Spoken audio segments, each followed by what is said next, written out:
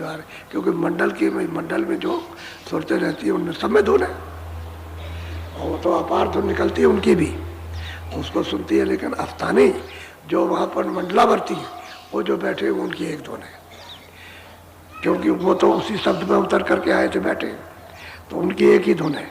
उसको जब पकड़ के तो आस्थान में पहुँच जाएंगे। कहते हैं कि रास्ते में हंस मिले, जूत के जूत, झुंड के झुंड, बेशुमार, इतने जो गिरने में नहीं आ सकते, इतने झुंड।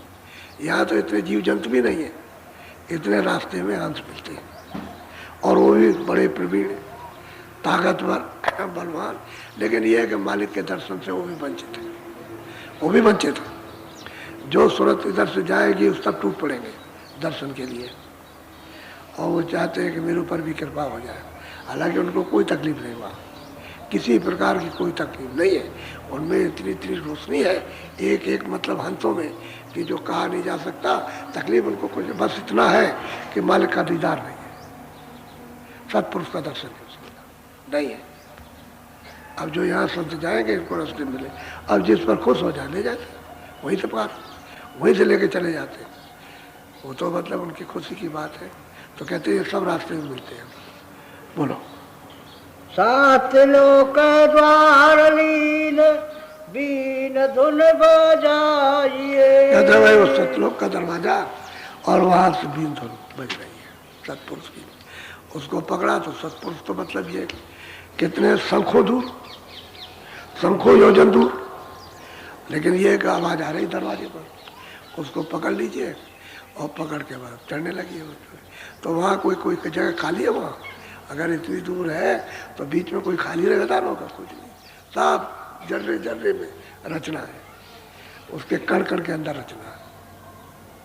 और उसका अनुमान किया जाए तो एक कण में कितने ब्रह्मांड समाये हुए, और उसकी उपमा नहीं की जा सकती उसी के एक कण में।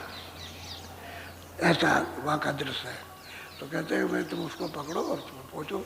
अब सूरज द्वार पर पहुँच गई तो सतलोक में तो दाखिल होगी, हो जाएगी। इतना विस्तार सतपुरुष ने यानी नीचे मंडलों का कर दिया, और फिर मंडलों पर इनको वहाँ से भेज करके बैठा दिया यहाँ। तो अब ये जीव बेचारे वहाँ से आए, तब तो बलवान थे।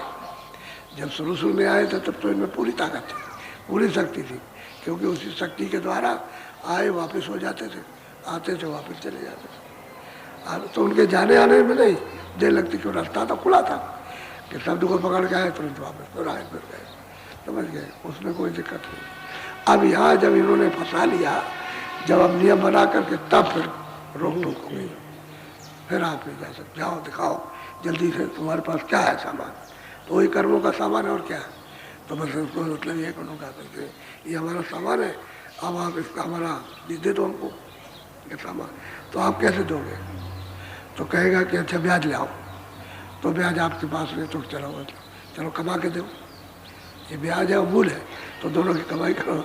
तो ये काम करा था। अब उसका ये हिसाब हो गया था, तलाशी सबकी लेगा, जो उधर जाएगा सबका क्या तुम्हारे पास है। तो जब कुछ नहीं होगा तब तो छोड़ देगा, और कुछ निकालेगा, चलो हमारा ब्याज दिए और मूल हमारा दिए जाओ।